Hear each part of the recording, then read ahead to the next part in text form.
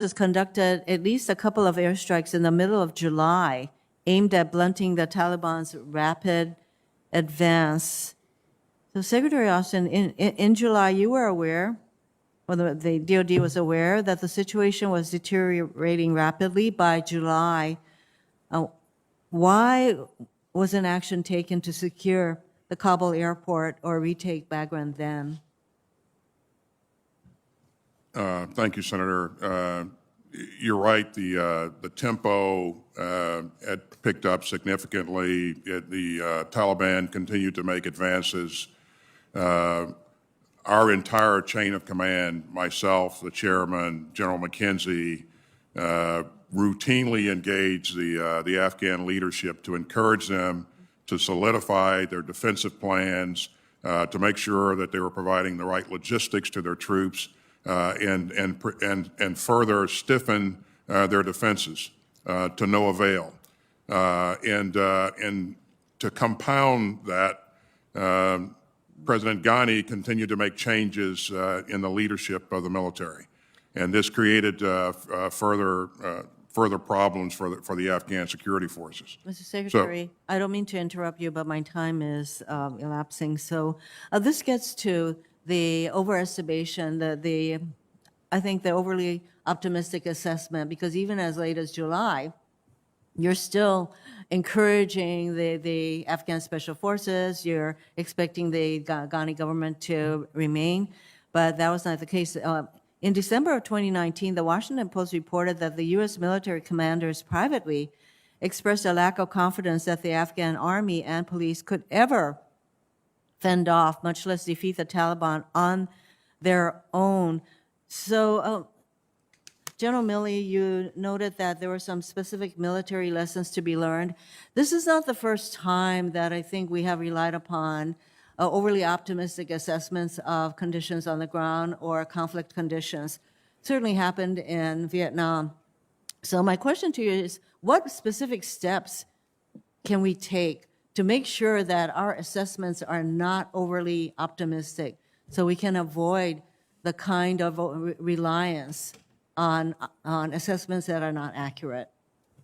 I think in the case of working with other countries' armies, it's important to have advisors with those units so you can do a holistic assessment of things that are very difficult to measure, the morale factors, leadership, will. I think that's one key aspect. Another part, I think it's really important, and this is a lesson from Vietnam and I think today, is don't Americanize the war.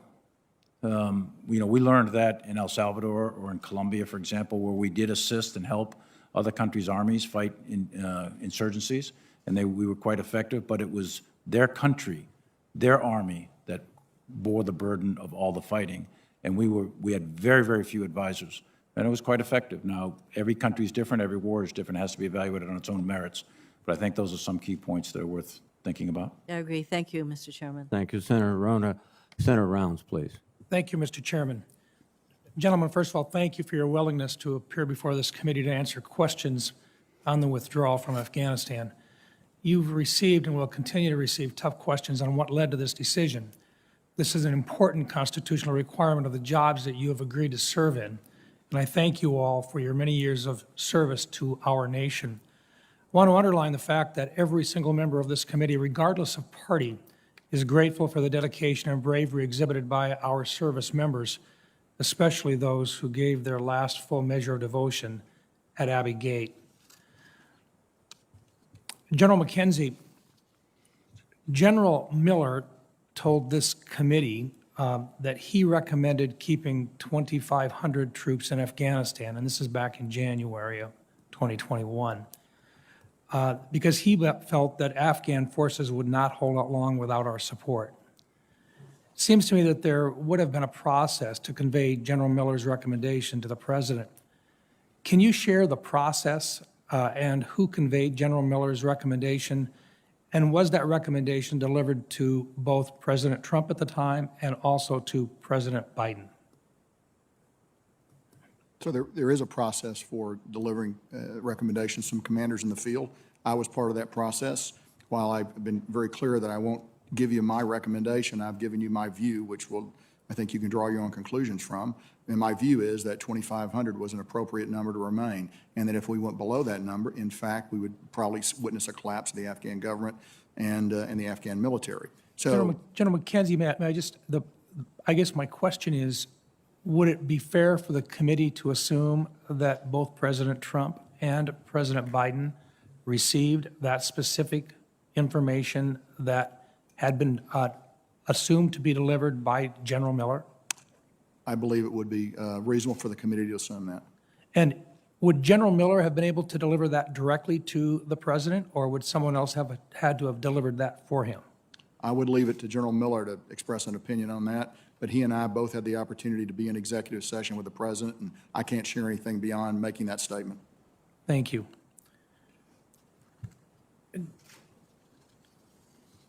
Secretary Austin, this committee was briefed on the series of rock drills, a rehearsal of concept drills, that examine the many potential scenarios that could arise through the execution of different types of actions and counteractions.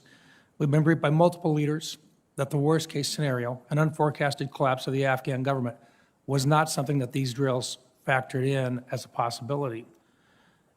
Is it true that we actually did tabletop exercises and we actually went through these drills and we never assumed that there could be an immediate collapse of the Afghan government?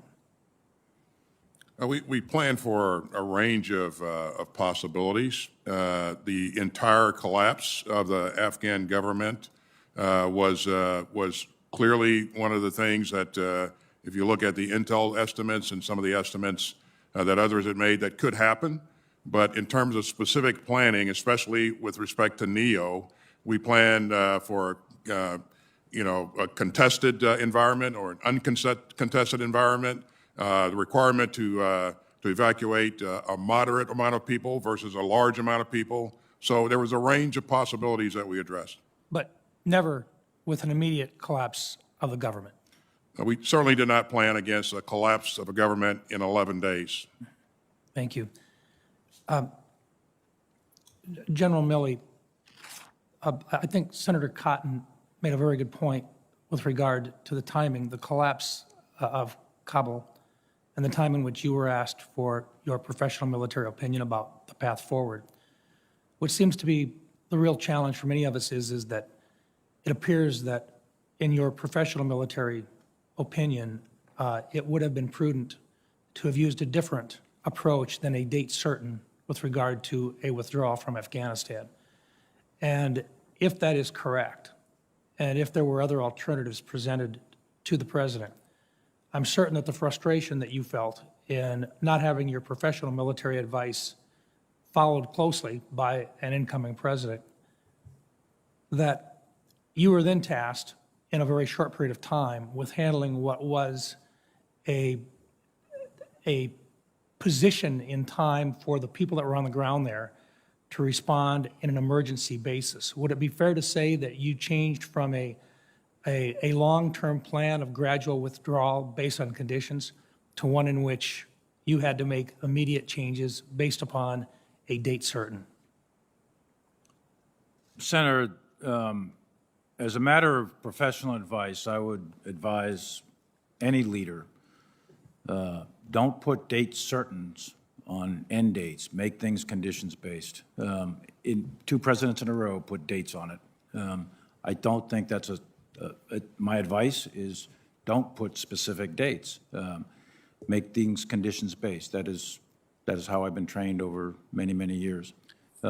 With respect, though, to the 31st and the decision on the 25th, the risk to mission and the risk to force, and most importantly, the risk to the American citizens that are remaining, that was going to go up, not down, on the 1st of September. And the American citizens, I know there's American citizens there, but they would have been at greater risk had we stayed past the 31st, in our professional opinion. Thank you. Thank you, Mr. Chairman. Senator Kane, please.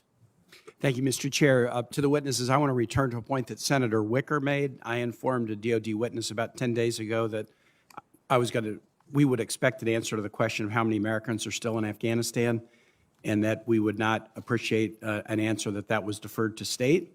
I'm going to ask the question during my second round of questions after lunch, and with the number of staff who are here in this room and in the anteroom, we ought to be able to get an answer. And if we can't, it will suggest to the committee, and I don't think you want to suggest this to the committee, that you don't want to be responsive to that question, or that you don't talk to the State Department, or that the number of Americans in Afghanistan is something that you're indifferent to. I don't think any of those are true, so I'll ask the question again after lunch, and I hope we can get an answer. 2 compliments and then a critical observation and inquiry. First, thanks to President Biden for ending the U.S. combat mission in Afghanistan after 20 years. It took guts, and it was the right thing to do, and it should have been done earlier. A Virginia service member whose wife is expecting said this to me recently: "I'm so glad that my baby is not being born into a country at war." Some want us to stay on permanent war footing in Afghanistan and elsewhere. Some will point out that U.S. troops are still deployed, still in harm's way, still carrying out limited military strikes around the world. But to the families of those who have been deployed over and over again into Iraq and Afghanistan over the course of the last 20 years, they are relieved that America is now turning the page and rejecting the notion that we should be a nation in permanent war. Second, the effort to evacuate more than 120,000 people to safety under chaotic circumstances was remarkable. I visited the Dulles Expo Center, the principal arrival point for about 80% of the Afghans. I also visited Fort Lee, the first of the 8 forts that process Afghans. And I visited with Afghans, our troops, the many federal agencies working together, NGOs. The competent and compassionate service on the American side and the deep gratitude among Afghans made a deep impression on me. We should do all we can to make that transition to a safe life in America as productive as possible. My chief criticism and question is this: why did the Afghan security force and civilian government collapse so quickly, and why did the U.S. so overestimate their capacity? The second half of the question, why we overestimated their capacity, is very important. To any who have said we couldn't see this coming, the members of this committee know that's wrong. An immediate collapse may not have been the most likely outcome, but we have heard for years, particularly from the intel community, that DoD estimates of Afghan strength were way too optimistic. I believe the U.S. government had a good evacuation plan, but it was premised on an Afghan civilian and military government that showed high resistance to the Taliban. And so we did not adequately plan for the real possibility of a quick collapse. We need to explore both military and interagency decision-making processes to understand why we were unrealistic and how to correct that going forward. But the most important part of the question is why a military we had trained for 20 years at a cost of $800+ billion collapsed so quickly. I can think of 3 reasons, but after I put them on the table, I would like each of you, beginning with General McKenzie, to address the question, and if we can't, we can do it when we come back after lunch. First, the lightning collapse may show that our training was insufficient and that it did not prepare the Afghan military to defend the country on their own. That should have been our goal, but we failed to accomplish it. If so, how must we change our thinking about training foreign militaries? Second, the lightning collapse may not prove that the ANSF were poor fighters, but that they were demoralized. Did they lack confidence in their own political and military leaders? Were they demoralized by a 2020 peace agreement between the U.S. and the Taliban that didn't even include the Afghan government? Mr. Chair, I'd like to introduce the peace agreement for the record. Without objection. Did U.S. and allied funding deepen a culture of corruption that long predated our involvement? Even the best fighting force may give in if they have no confidence in their leadership.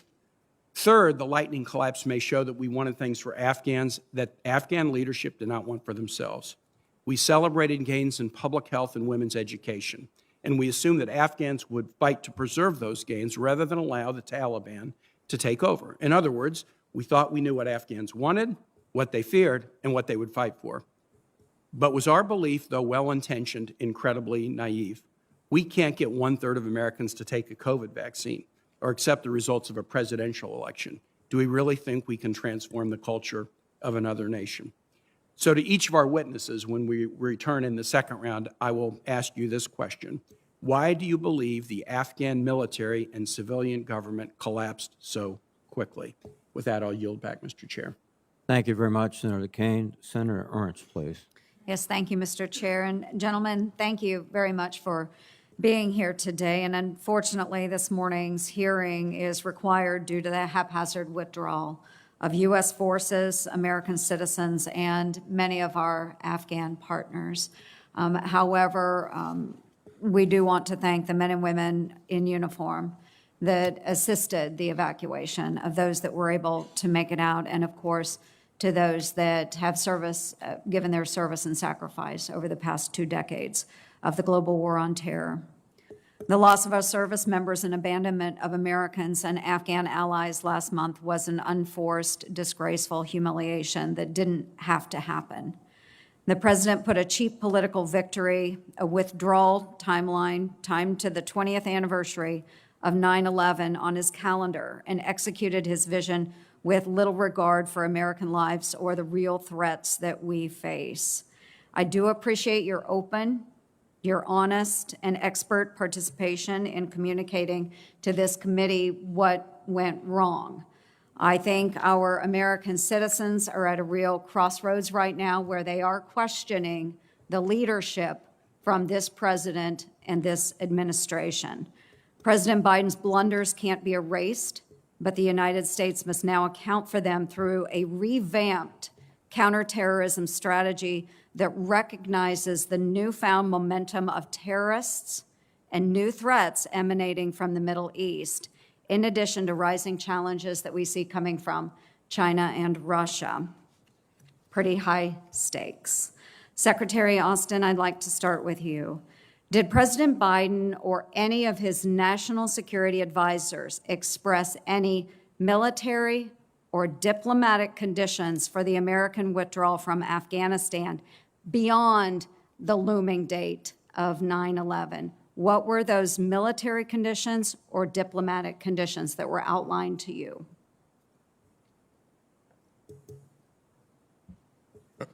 Again, once the president went through a very deliberate decision-making process and made his decision that to exit Afghanistan, there were no additional conditions placed on it.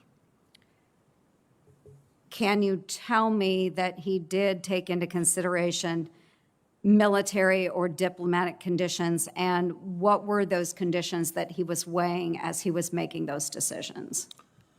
Sure. One of the things that all of us wanted to see happen was for this conflict to end with a diplomatic solution, and so one of the things that we certainly wanted to see was progress being made in the Doha negotiations. And we did not see, or he did not see, any progress being made, and there was really not much of a bright future for that process. So General Milley had stated earlier that his recommendation is always, as any military commander should do, should be conditions-based. And we have to be able to evaluate whether those conditions are achievable and if we can successfully complete those. It sounds like there were very little consideration given to diplomatic or military conditions. The diplomatic, again, going to conditions-based, the diplomatic end to it, I think, General Milley, you also said that the military mission would end on the 31st and transition to a diplomatic mission. But I don't understand how we fulfill a diplomatic mission after August 31st when there are absolutely no diplomats on the ground in Afghanistan. They're gone. They've been evacuated. Who do we hand that mission off to when there is nobody there to complete it? So can you then say that the president directed you, Secretary Austin, to execute an unconditional withdrawal from Afghanistan? Unconditional. August 31st, done.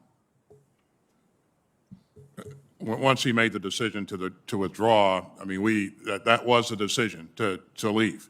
And we certainly wanted to make sure that we shaped conditions so that our embassy could maintain a presence there and continue to engage the government of Afghanistan. So Secretary protection of the Austin. embassy was pretty important. Yes, Secretary Austin, you are extremely diplomatic in your answers. I can appreciate that. But this was not a conditions-based withdrawal. And I think all three of you have stated that you made your best opinion known to the President of the United States. He had no conditions other than to get our people out of Afghanistan, which he failed at because we still have Americans as well as Afghan partners in Afghanistan. Thank you, Mr. Chair. I yield back. Thank you, Senator Ernst. Senator King, please. Thank you, Mr. Chairman. I'm finding this a very interesting hearing. It's really two hearings at once. One is on the question of should we leave Afghanistan, and if we shouldn't, what should be the nature of our troop commitment and our commitment to the country. The other is the withdrawal, which I thought was the subject of the hearing. The decision to leave Afghanistan was made by President Trump and his administration on February 29th, 2020, where we committed to leave by a date certain. There was a particular provision or a condition, if you will, about negotiations between the Taliban and the Afghan government. There was even a date specified, March 10th, 2020, less than 2 weeks after the signing of the Doha Agreement. Clearly, that condition was not met. My question is, and General Milley, you were the only one who overlapped the two administrations, were there any efforts on behalf of the prior administration to enforce that condition of negotiation with the Afghan government and the Taliban? Senator, as I said in my opening remarks, the conditions that were required of the Taliban, none of them were met except one. My question is, did we attempt to enforce those conditions? Did we inform the Taliban, for example, we won't advocate for the release of 5,000 prisoners unless you begin negotiations, or something similar? I don't have personal knowledge of that, whether or not, Zal Khalilzad or others were personally saying that. I don't have personal knowledge of that, but I do know that none of the conditions were met except the one, which is don't attack American forces and coalition forces. That condition was. The conditions were not met, but you testified that the troop withdrawals and the release of the 5,000 Taliban prisoners did proceed, even though the conditions had not been met. Is that correct? That is correct. And you've testified you provide your best military advice to President Biden that there should be a residual force left in Afghanistan. Did you provide the same advice to President Trump when they were negotiating the Doha Agreement? Again, I'm not going to discuss precise advice. Was it your best military judgment that a residual force? At that time, yes, and that's what that a series of memos and advice and meetings, et cetera, in the September-October timeframe, that's exactly what they were, and you can talk to Secretary Esper, he could tell you the same thing.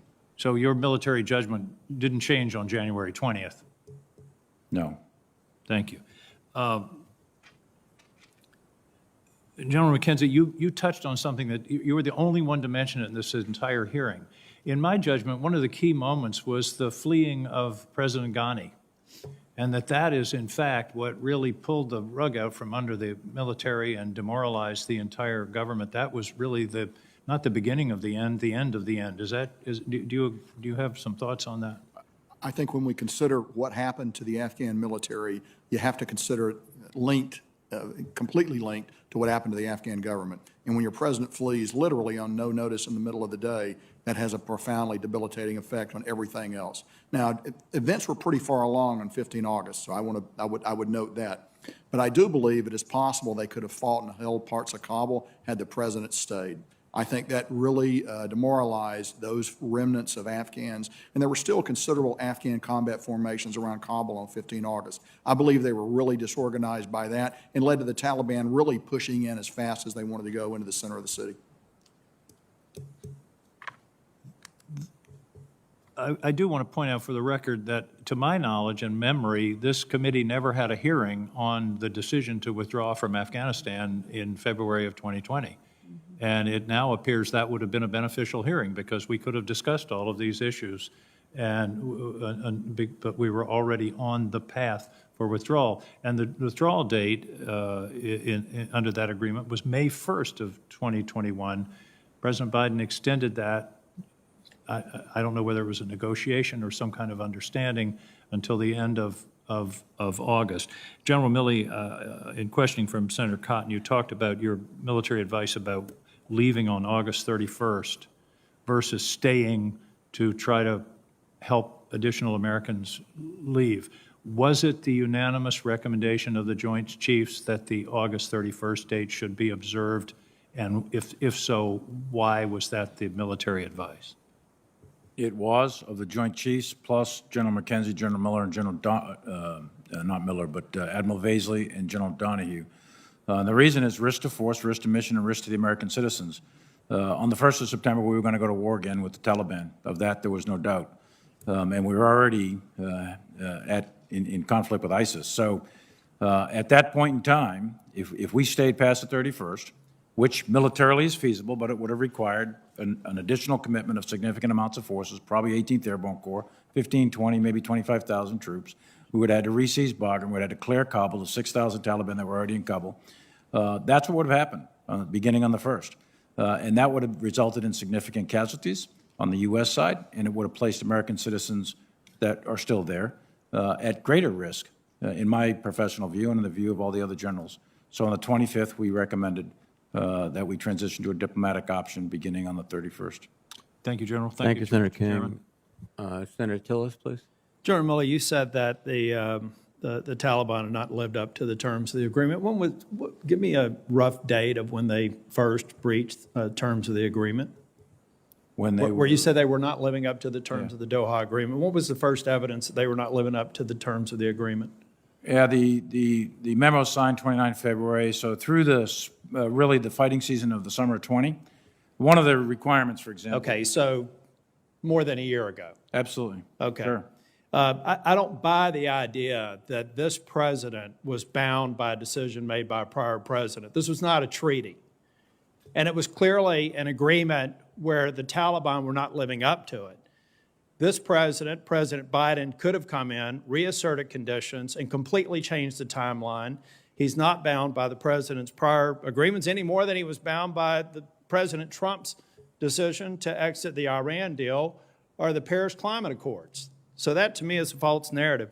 I also have to say that this president moving forward with a failed construct has cost American lives, or has cost lives of North Carolinians.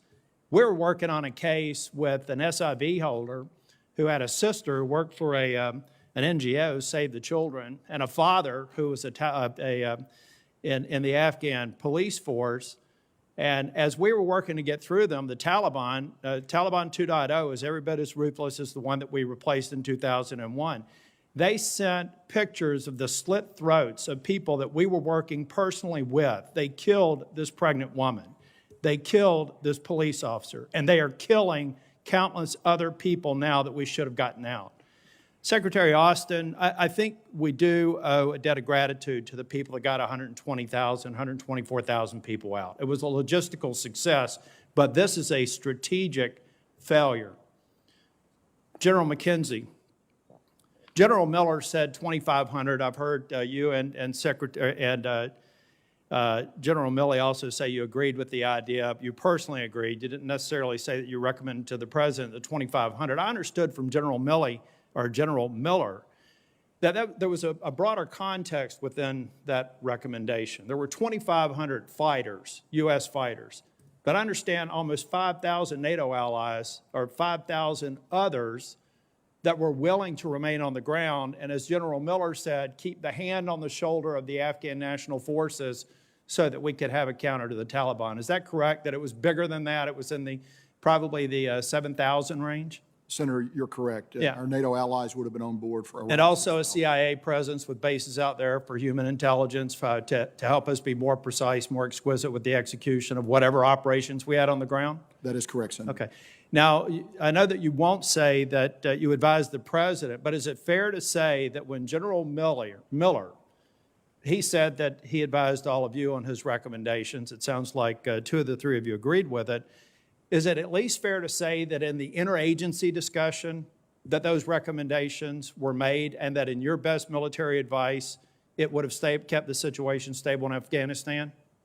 Well, I've stated consistently that my position was if you go below 2,500, you're going to look at a collapse of the Afghan military. I did not foresee it to be days. I thought it would take months, but the rest of the ecosystem would go out with it too. The NATO partners are going to leave, the interagency is going to leave, and you're going to leave the Afghans by themselves. Did any of you embrace the notion that the 2,500 plus the several thousand, I think an estimated 5,000 NATO allies and partners who were willing to stay there as well, Did any of you agree with the president's assessment that if he acted on that recommendation, that he would ultimately have to send tens of thousands more U.S. Service members to Afghanistan? That if we held that one, that it would ultimately just delay the day where we would be back to 100,000 or 50,000 U.S. forces in Afghanistan? So, Senator, these discussions were occurring in January, February, March.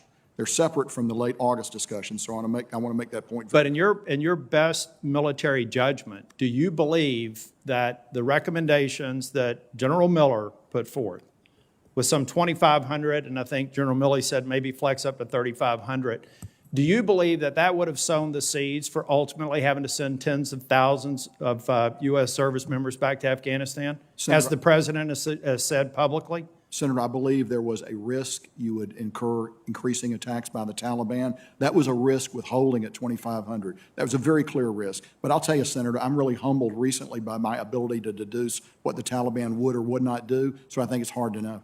Thank you. And next round, I'll get on to the fate of the SIV holders and people that are stranded in Afghanistan. Thank you, Mr. Chair. Thank you, Senator Tillis. Let me recognize Senator Warren, and I'm going over for the vote. Senator Hirono will preside in my absence. Senator Warren, please. Thank you, Mr. Chairman. So I want to begin by zooming out because it is not possible to understand our final months in Afghanistan without viewing them in the context of the 20 years that led up to them. Anyone who says the last few months were a failure, but everything before that was great, clearly hasn't been paying attention. In 2015, the Taliban conquered its first province since 2001. By October 2018, the Afghan government controlled only 54% of the 407 districts, and by May 2020, the Afghan government controlled less than a third of Afghan's 407 districts. We poured money and support and air cover, and the Afghan government continued to fail. By 2021, it was clear that 2,500 troops could not successfully prop up a government that had been losing ground and support to the Taliban for years. Secretary Austin, I understand that you advised President Biden to stay in Afghanistan, but as you acknowledge, staying or withdrawing is a decision for the president alone. So I want to focus on what happened next. Once President Biden made the decision to have U.S. forces leave the country, who designed the evacuation? Well, Senator, I won't address what I advised, the advice I gave the president. I would just say that in his calculus, this was not risk-free, and the Taliban, as we said earlier in this hearing, were committed to recommencing their operations against our forces. His assessment was that in order to sustain that and continue to do things that benefited the Afghans, that would require at some point that he increase the presence, our presence there in Afghanistan.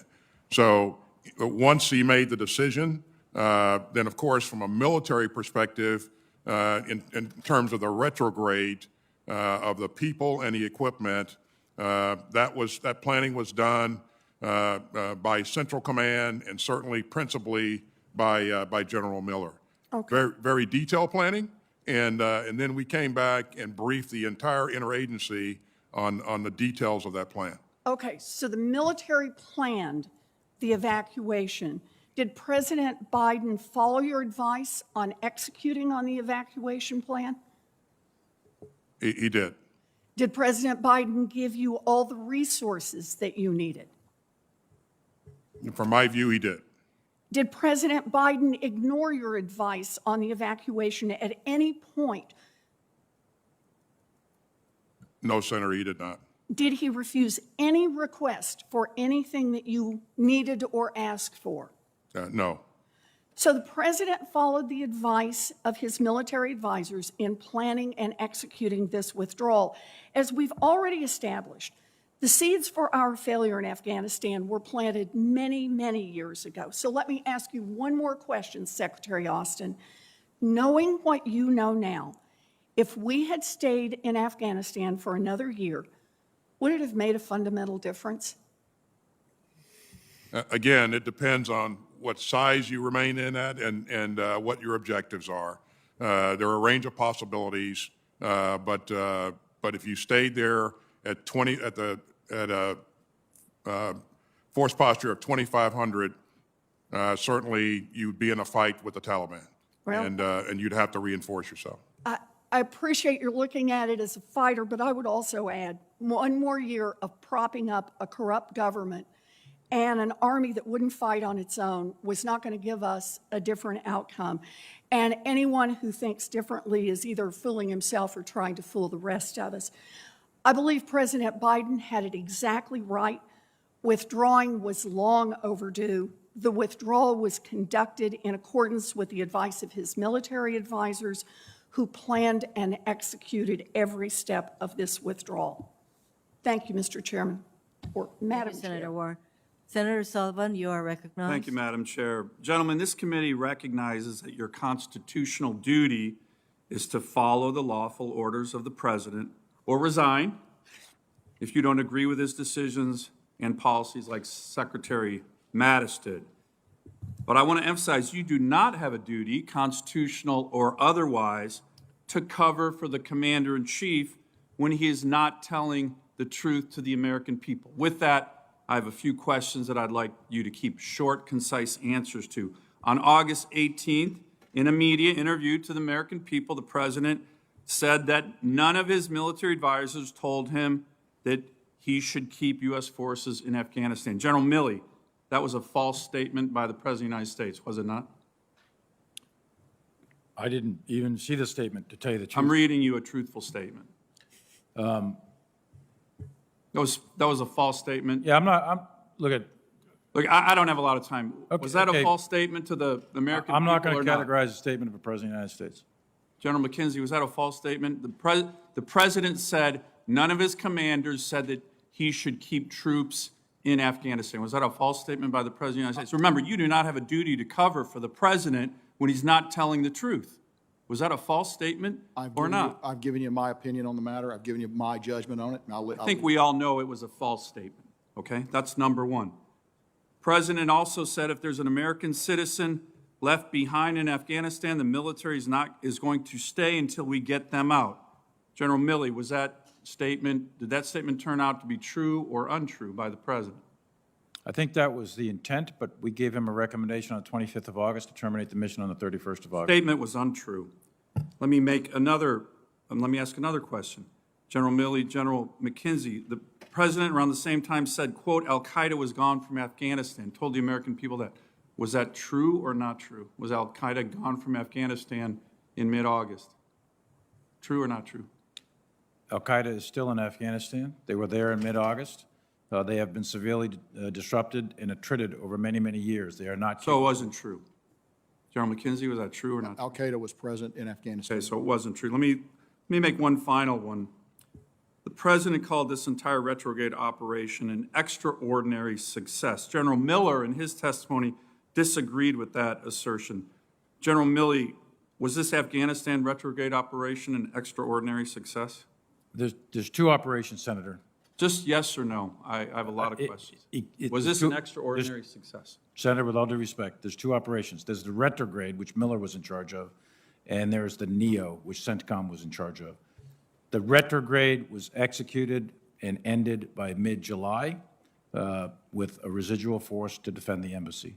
The NEO. You and I have discussed this. Would you use the term extraordinary success for what took place in August in Afghanistan?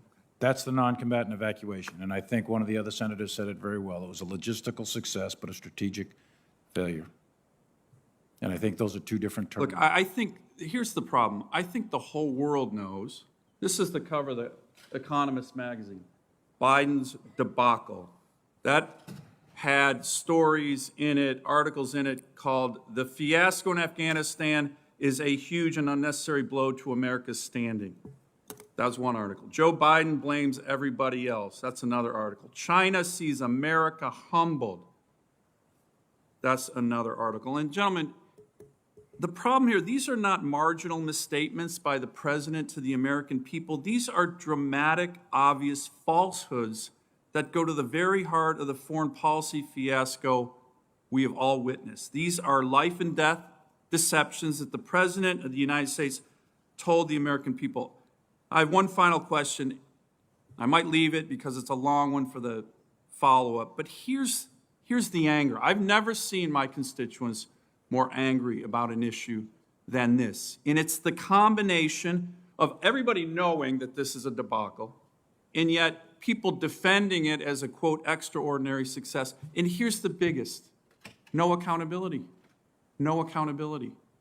You gentlemen have spent your lives, and I completely respect it, troops in combat, you've been in combat, you've had troops under your command killed in action. You have been part of an institution where accountability is so critical, and the American people respect that. Up and down the chain, where there are instances, commanders get relieved. Up and down the chain, we see it. The McCain incident, the Fitzgerald incident, the AAV incident with the Marine Corps, 3-star, 4-star flag officers, all relieved of duty.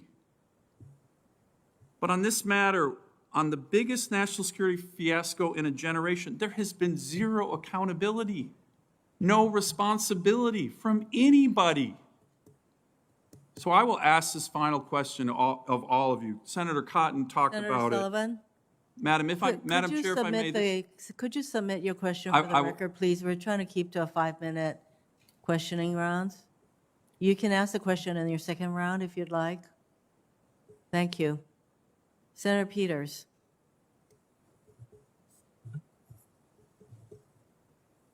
Thank you, Madam Chair, and thank you to each and every one of you for your service to our country.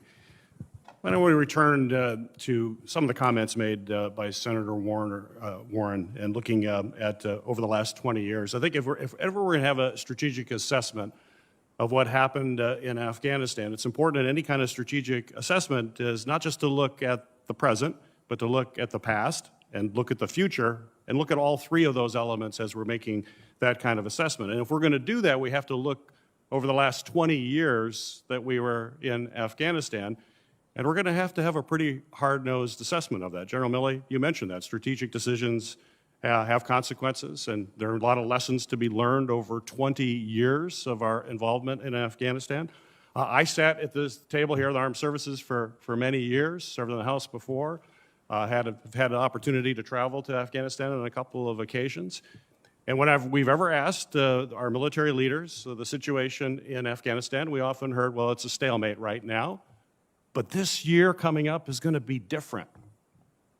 This year will be different. I heard that year after year. This year is going to be different. Yeah, I know we were in a stalemate, but this year is going to be different. There's one commentator has said, and Secretary Austin, I want you to comment on this. He said that we didn't really have a 20-year war in Afghanistan. We had 21-year wars in Afghanistan. How would you respond to that?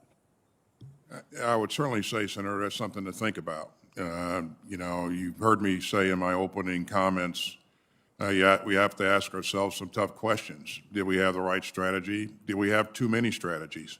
And so if you're recooking or reshaping that strategy every year, 1 year at a time, then that has consequences. So I think that's something we got to go back and look at. And we also have to look at the impact, the effect of the corruption that was in the environment, weak leadership, changes in leadership, and a number of factors. Well, I want to build on that because I think it's important, Secretary Austin. For example, General Milley, when you commanded NATO ground forces in Afghanistan 8 years ago, you called 2013 a critical year for the Afghan security forces because it was the first time they'd taken responsibility for their security across the country. Secretary Austin, you offered similar assessments in 2015 and 2016 during testimony before this committee. As CENTCOM commander, you emphasized that there were 326,000 ANSF forces and they were ready to lead security operations. And I'll just say, from also my experience, especially when I was in Afghanistan, the input that I got from our commanders was that this year is going to be different. We're going to be able to do things better. But I got a completely different assessment when I went to the mess hall and ate with the soldiers and the Marines and the folks on the ground who said, I don't trust these folks that we're with. I don't know if they're going to fight. In fact, they don't even show up. They get their paycheck, but they don't show up. And now there may have been some instances where they've performed, and I know you've highlighted some of those. But my question from a strategic standpoint is, did we just become fixated perhaps on some tactical performance from our forces, their forces, and forget to measure the Afghan security forces' actual institutional health as a fighting force that could sustain a fight, even though they're in an incredibly weak economy and a whole host of complicated cultural issues? Clearly, questions that we have to drill deep on. At one point, as you know, Senator, we had a number of advisors down to fairly low levels. As we began to lift the numbers of advisors that we had there and scale back on the people that we had interfacing with the Afghans on a daily basis, we began to lose that fingertip feel. And so our ability to assess with some degree of certainty continue to erode the smaller that we got. My sense is that that was what we were hearing for years. It wasn't just at the end, that this is an endemic problem for over a decade. So hopefully we will have the opportunity to do that. That's my final question, Secretary of Office. What are we actually doing to learn from the conclusion of these military operations, just particularly from a strategic assessment point of view when it comes to end-of-conflict transition? We're going to have potentially other operations like this, even in great power competition. Yeah, so as we always do, Senator, we're going to take a hard look at ourselves in terms of, what we did over the last 20 years, what worked, what didn't work, and we're going to learn from those lessons and make sure that we incorporate that into our planning and our strategic assessment going forward. Thank you. Thank you very much, Senator Peters. Senator Kramer, please. Thank you, Mr. Chairman. Thank all three of you for your service and for being here, and God bless the men and women under your command. General McKenzie, is it true that U.S. forces had the ISIS-K cell under surveillance prior to August 26th and could have struck them before the deadly terrorist attacks at Kabul, but were not given the authority to strike? No, that's not true. I noticed that the president was quick to take a victory lap after the first strike and push this tough guy image he's so famous for. He once threatened to have union bosses beat me up. He said things like, just do it. If we find more, we'll strike them. Of course, this was after he said of the ISIS-K leaders, we will hunt you down. He talks tough. He's going to go get them. But I also notice he's been equally silent, taking no responsibility for the strike on innocent civilians, including children, that was in part caused by, in my view, his insecure need to appear tough. He just let you take the blame, General McKenzie. But what I really worry about is the air crews who actually were pressured into pulling the trigger that terrible day. Secretary Austin, as you know, the North Dakota Air National Guard operates Reapers around the world, and I know what kind of pressure those air crews are under and the level of responsibility they feel to accomplish their missions properly. And I'm worried that whoever was operating the aircraft involved in the tragic 29th August strike was set up to fail by an administration that wanted a political victory more than they wanted an American victory. Have you reached out to the air crew to make sure that they understand it's not their fault that there are 7 dead children? I have not, Senator. As you probably know, I have directed a 3-star review of this incident. General McKenzie did an initial investigation, and I've directed a 3-star review, and so I won't make any comments. There certainly seem to be a lot of indications that a terrorist event was likely, if not imminent, leading up to the ISIS-K bombing on the 26th. Why were our military members still exposed after that threat was known, General McKenzie? The purpose of our force at the airfield was to bring American citizens and Afghans at risk out. In order to do that, you had to have the gates open. You had to process people. You're right, there were a lot of threats, and we worked very hard to minimize those threats, and you try to balance it. Every once in a while, the bad guys sneak one in on you. This is an example of where that occurred. It wasn't through any lack of attention to trying to find those cells or looking hard for them.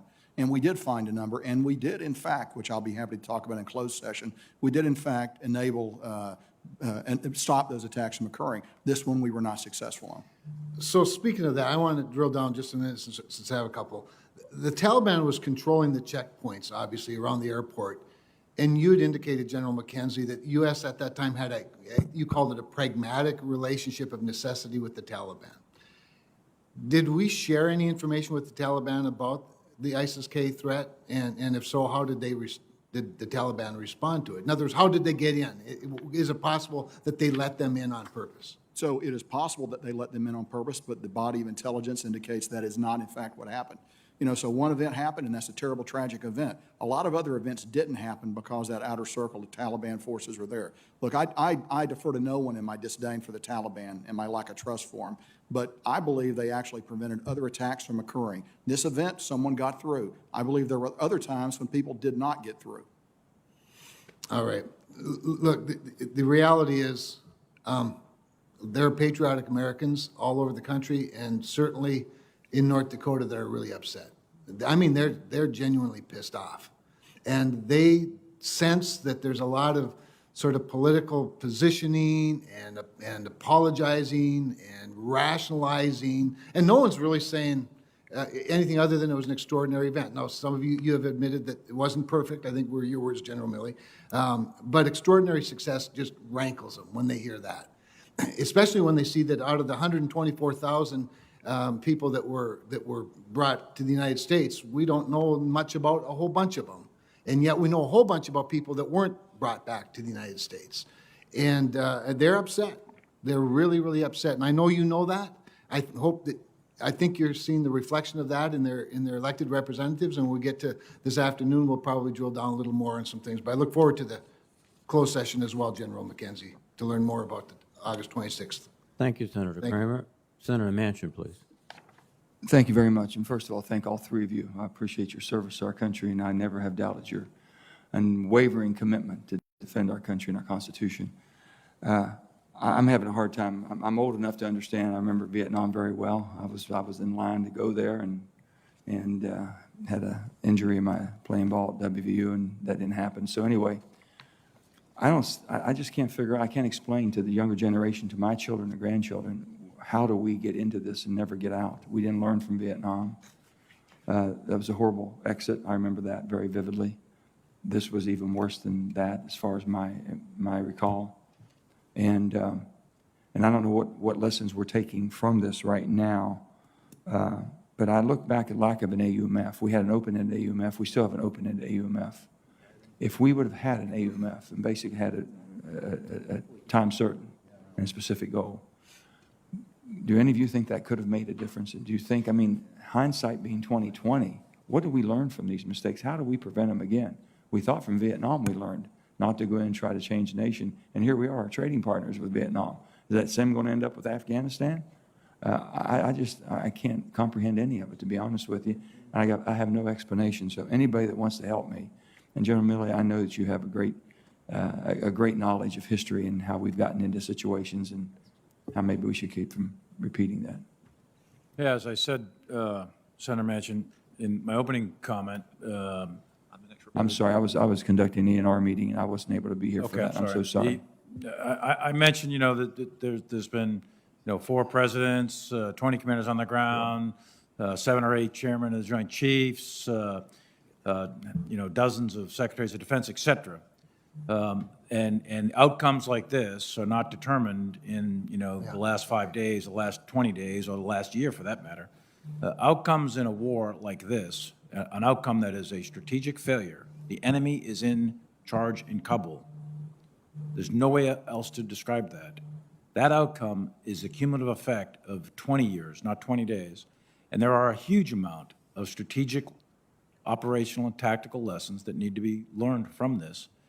Some of them in the military sphere, the narrow military sphere. One of them, for example, is the mirror imaging of the building of the Afghan National Army based on American doctrine, tactics, techniques, and procedures. And that made a military that may I'm going to wait full evaluation, but may have been overly dependent upon us, our presence, contractors, and higher tech systems in order to fight a counterinsurgency war. That's one area that needs to be fully explored. Another is the intel. How did we miss the collapse of an army and a government that big, that fast in only 11 days? That needs to be pulled apart. And then there are other factors that are not strictly military, but things like the legitimacy of the government, corruption, the parasitic nature of the police forces. There's a whole series of 10 or 20 that I wrote down just a week or two ago that need to be looked at, and looked at in depth and very seriously and comprehensively over time. We know where the president, the former president of Afghanistan is today, and how much money he took with him. We have any idea? Secretary Austin, do you have any idea? I think that he may be in the UAE, Senator. I'm not certain of that. That's what the last report that I had. And in terms of any money that he may have taken with him, I have no knowledge of any amounts of money. You all haven't been able to, I mean, there's no way that we can trace that through through the banking institutions. No way that we have any insight on that whatsoever. It has to be exchanges going back and forth, because I'm sure he's not keeping it in the Bank of Afghanistan. Yeah. Defense doesn't have any insight on that, Senator, but certainly I'm not sure if the law enforcement agencies We'll check with are Treasury. tracking that or Maybe not. Treasury might. Yeah. I'm just looking for some answers that maybe aren't answerable, but everyone's asked the questions of how do we prevent this from happening again? Why didn't we see it? There's not a person that's returned that I've spoken to on special ops that were there. When they returned, I was there a couple of times. In 2006, I was there. In 2011, I was there. But every time it got worse, it didn't get better. So this couldn't be a surprise. They never were going to step to the plate, and it couldn't have been a surprise that they wouldn't fight. They never had allegiance to a country. I mean, we knew that. And the special ops people said, it gets worse every day. It doesn't get better. Every mission was worse. We used to drive from Kabul to Bagram. After I went back the second time, hell, it couldn't do that. I mean, it got so bad. Everything got bad. And I got to tell this one, it drives me absolutely insane to see the television at night and see the Taliban and all them wearing our uniforms, wearing our night vision, doing everything, using everything we have, our MRAPs and everything else that we left there. I just can't believe it. I can't even get an accounting of how much equipment we really did leave. I know how many aircraft we left, and I know how many MRAPs and all the different things, but not to plan better to take that equipment out. It was unbelievable. I would just flag for you, Senator, that all of the equipment that we had, that we used, was retrograded by General Miller as a part of the drawdown. Thousands of tons of equipment and whatever high-end equipment that we had that we were using. The equipment that the Afghan security forces had as the Taliban took over is the equipment that you see. And of course, all of the helicopters that were left on the airfield at Al-Qaeda, I asked General McKenzie to demilitarize those so that they couldn't ever be used again. And so we retrograded all of our equipment that we were supposed to retrograde as we drew down. The only thing I can say in finishing up is that I would hope that God would bless America to have the intelligence not to repeat what we continually have seen doesn't work. And with you all, expertise you have and knowledge you're gaining from all this, please help us from ever repeating what we've done. Thank you, Senator Manchin. Senator Scott, please. Thank you, Chairman. First, I want to thank each of you for being here. General Milley, one thing I hope at some point you'll address is the content of your calls with regard to the Chinese, and whether what's been alleged is that you would warn them if there was going to be an attack. Also address whether there was any intelligence indicating that the Chinese were actually nervous. One thing that surprised me about what's been going on the last few months is the president has absolutely blamed everyone else but himself for the botched withdrawal of Afghanistan. He is the president of the United States. He has the ability to make these decisions. He can take all the advice he wants, but he gets to make the final decisions. He's blamed previous administrations. He's blamed the people of Afghanistan. He's blamed the military of Afghanistan, which I think is absolutely disingenuous. The people in the White House have even blamed our own military. Secretary Austin, some things you've said today actually surprised me. You said you were ready. You said you exceeded expectations. You said our credibility is solid. And you've said the President followed your advice on the evacuation. Let me just ask you, first question is, do you still believe that the most effective withdrawal strategy involves extracting the military, abandoning our military installations, and reducing our use of force and ability to use force before we got our civilians out? Thanks, Senator.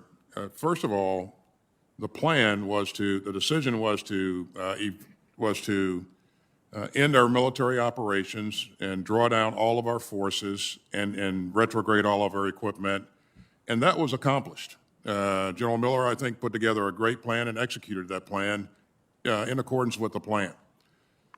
Also, a key part of the plan was to maintain an embassy in Kabul. And maintaining that embassy would allow us to continue to engage the government, to continue to provide resources to support the Afghan security forces. So the plan was to leave a diplomatic presence there.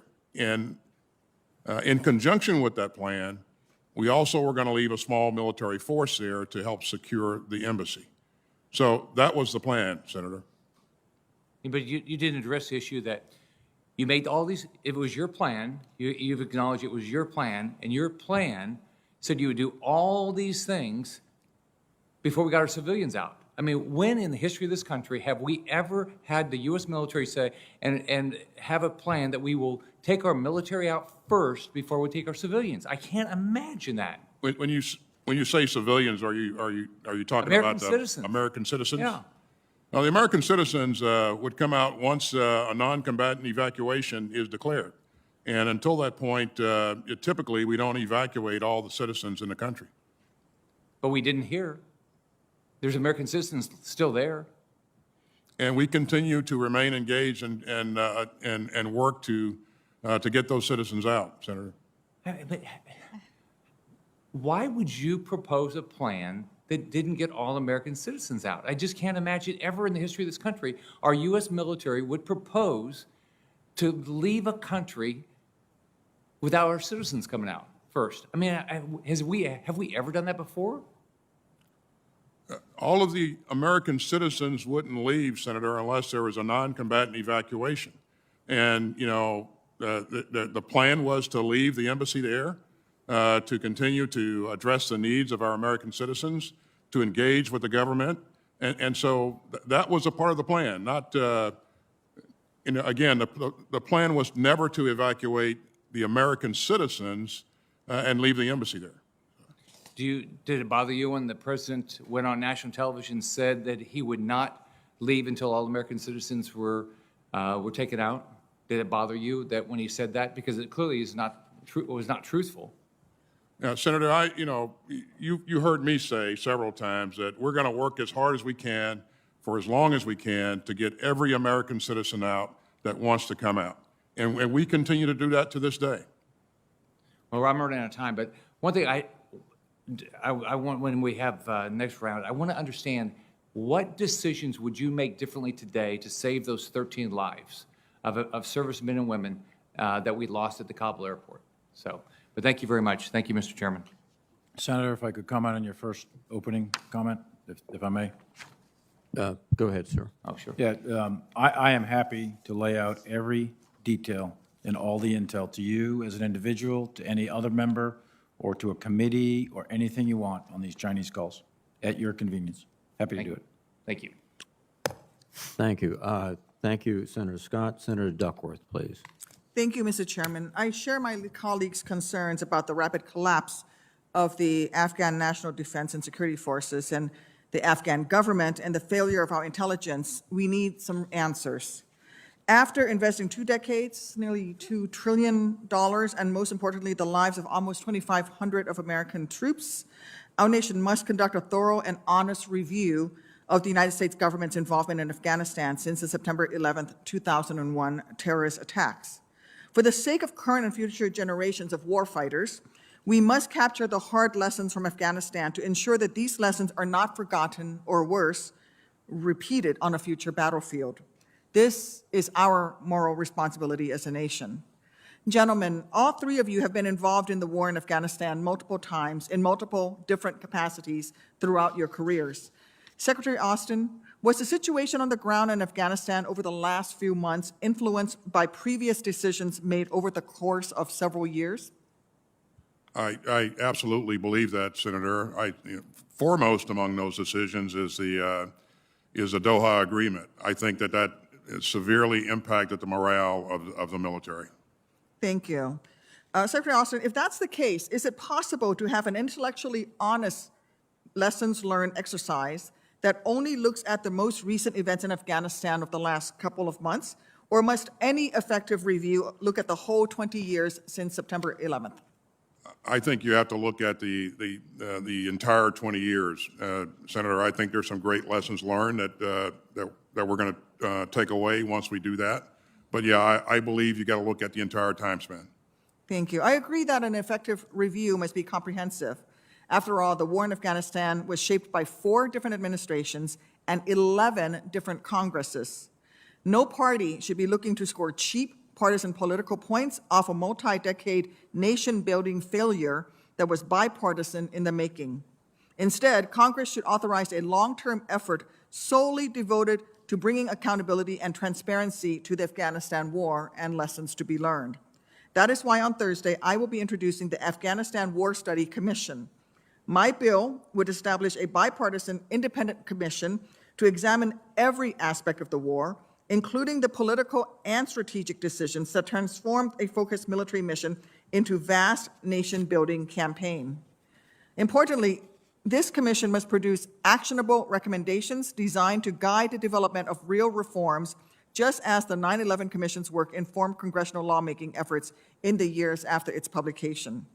Secretary Austin, would you agree with me that such an independent, long-term study could serve as an effective complementary effort to the more targeted lessons learned reviews that DoD always conducts, particularly in shedding light on how Congress and civilian leaders from multiple government agencies can do a better job in defining the scope of military missions and actually enforcing legal limitations on the use of force? I would, and the point that you're making, it needs to, my view is it needs to be an interagency approach to this. So. Thank you, and I do want to note that my family and I were in Cambodia until the very end. I'm an American. I was born in Thailand, but my father worked for the United Nations, and to answer my colleague's question, my father chose to stay as long as possible to help the Cambodian people as long as possible. And he left after American troops had left. The American ambassador stayed behind after American troops had left. And in fact, after the last military transport had left, I know this because my father was on the last military transport to leave Cambodia, and the ambassador had to travel overland. So yes, we do leave Americans behind, but this is all tied to NEO operations and how that is planned, which is why I think it is so important that we have an independent investigation. Maybe the failure here was that we didn't have a NEO plan in place and we didn't activate it before all of our troops left. But if that's the case, we need to learn that. So I would ask for my colleagues to consider this independent commission. We put somebody in charge of it who was not in a decision-making capacity during the 20 years, make it nonpartisan, and let's get those lessons learned so we don't make these same mistakes over and over again. Our troops deserve better, and the families of the 2,500 American troops who laid down their lives to protect and defend this Constitution, who followed the lawful order of all of those presidents, they deserve better than partisan fights. We need to get some real answers. Thank you. I yield back, Mr. Chairman. Thank you, Senator Duckworth. Now let me recognize Senator Blackburn. Thank you, Mr. Chairman. Gentlemen, we thank you all for being here with us today. As you've heard from all of us, the American people, Tennesseans, are wanting some answers. They deserve to hear your testimony. And I think it is unacceptable that this is the first time that I'm hearing from you in any forum, despite attempts at outreach by both me and my staff, save a few short all-senator phone calls that we have had. And I want to emphasize, All of us here, every one of us, answer to the American people, and they deserve transparency and information regarding this administration's botched and disgraceful withdrawal. Tennesseans are really angry, and as you know, General Milley, Tennessee is home to the 101st Airborne, one of the most deployed divisions in the U.S. military. We're also home to the Specialized 160th SOAR, who were among the last on the ground extracting U.S. citizens from danger in Kabul. Tennessee National Guard units have deployed to Afghanistan at a high operational tempo, as well as providing vital logistical services such as refueling. We are home to more than 400,000 veterans, many of whom have lasting physical and psychological wounds from the time they have spent in service. And Tennesseans are heartbroken over the loss of one of our own, Staff Sergeant Ryan Knauss, a patriotic American who represented the best of all of us in the August 26 suicide bombing at Hamid Karzai International Airport. He made the ultimate sacrifice. So, how did we get here, and how did we get to what has been a complete letdown to most Tennesseans? And I've got a few questions. These are yes or no questions, so quick answers are appreciated. General Milley, were there options given for keeping American troops in Afghanistan rather than the unconditional chaotic withdrawal? Yes. You presented options, and those options were declined. There were options presented and debated. Yes or no? A decision was made. Yes or no is fine. Did you at any point create options for keeping Bagram open beyond July 2nd? Yes. Did you provide options for keeping Bagram open directly to the president? Yes. Had Bagram stayed open, would our support to the Afghan Air Force have been more effective in your view? I'm sorry, I didn't catch the last part. If Bagram had stayed open, would our support to the Afghan Air Force have been more effective in your view? Yes or no? Frankly, I'm not sure on that one because most of the Afghan Air Force was at different bases, specifically at Al-Qaeda. President Biden keeps calling it an extraordinary success. We've discussed some of this today. Is leaving Americans behind an extraordinary success in your view? Secretary Austin? We're not leaving Americans Yes behind. or no is fine. Is the killing of 13 American servicemen and women while trying to secure a chaotic evacuation of the president's own making an extraordinary success? The loss of any civilian life is always tragic. Is the fact that we failed to evacuate most of our Afghan partners an extraordinary success, or the fact that we have Afghans bringing child brides, people who are hardly vetted? Is that an extraordinary success? Again, these are issues that we continue to work to get our American citizens out and the Afghans who have helped us. Let me move on. Per Article 2 of the Constitution, the President may require the opinion in writing of the principal officer in each of the executive departments. Did the President ever require or request written recommendations related to the withdrawal of the Afghan forces? Yes or no? Secretary Austin, then General Milley, then General McKenzie. Yes or no? We provided, I provided our input as a part of a written form? policy process that was very well and deliberately run. We will note that you didn't completely answer that. General Milley, any written form? Yes. Would you make those available to us? Make it available to the committee upon request in accordance with appropriate classifications. We will do so. General McKenzie? Yes or Yes. no? And you will make those available? Based on guidance from the Secretary. Each of you had committed to make those available when you went through your confirmation processes. We'll come back to you for those. General Milley, yes or no to this? Did you talk to Bob Woodward or Robert Costa for their book Peril? Woodward, yes. Costa, no. Did you talk to Carol Leonick and Philip Rucker for their book Alone Can I Fix It? Yes. Did you talk to Michael Bender for his book is, frankly, we did win this election, the inside story of how Trump lost. Yes? we Yes. did. And were you accurately represented in these books? I haven't read any of the books, so I don't know. I've seen don't press know. reporting of it. I haven't Okay. read the books. Let's have you read the books and then let us know if you are accurately presented Absolutely. and portrayed. Happy to do that. Senator those Blackburn, we're books. I yield adhering back to my the time. 5-minute rule. Thank you. Senator Rosen, please. Thank you, Chairman Reed, Ranking Member Inhofe, for holding today's very important hearing. A critical part of this committee's oversight responsibilities, it's an opportunity for the American people to get answers about our withdrawal from Afghanistan and how we plan to counter terrorist threats in the future. I also want to sincerely thank the brave men and women who served our country in Afghanistan, many who made the ultimate sacrifice, and of course, their families as well. Secretary Austin, General Milley, and General McKenzie, I appreciate you all being here to address lingering concerns we have about the last 2 decades of war generally and the past 2 months in particular. You are all men of honor and integrity who have served our country nobly, and I so look forward to your candid responses to my questions, even if they require admitting that in some cases serious mistakes were made. Like all Senate offices, as the Taliban approached Kabul and eventually took over the city and the country, my team and I worked to help vulnerable individuals evacuate. These were people who in many cases had the State Department's approval to leave Afghanistan for the U.S. or third-party country, but due to crowds, Taliban checkpoints, or legitimate fear of being killed along the way, they could just not physically get to a gate to present their paperwork, no matter how many times they tried, or no matter how long they waited. My office worked with CENTCOM and the Afghanistan Task Force to try to coordinate opportunities just to grab these people from the crowd so they could present their paperwork and flee to safety. But unfortunately, again, these efforts were to no avail.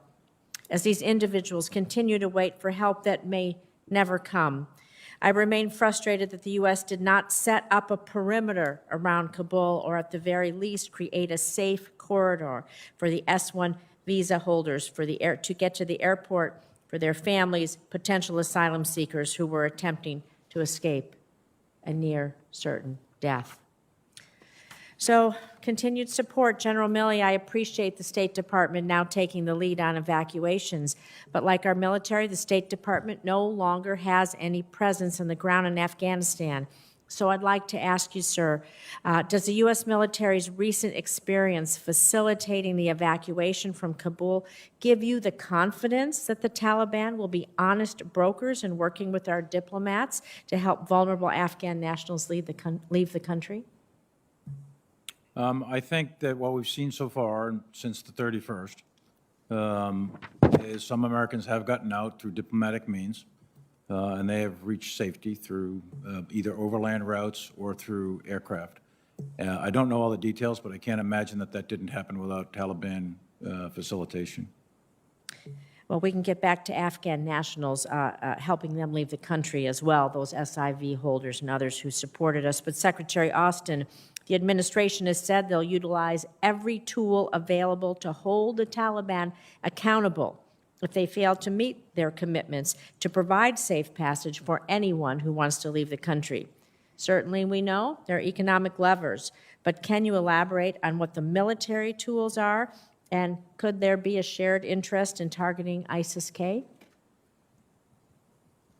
In terms of military tools, Senator, as you know, we have the ability to offer a range of options depending on what, the president's objectives are. So we can do most anything that's required of us because we have substantial resources.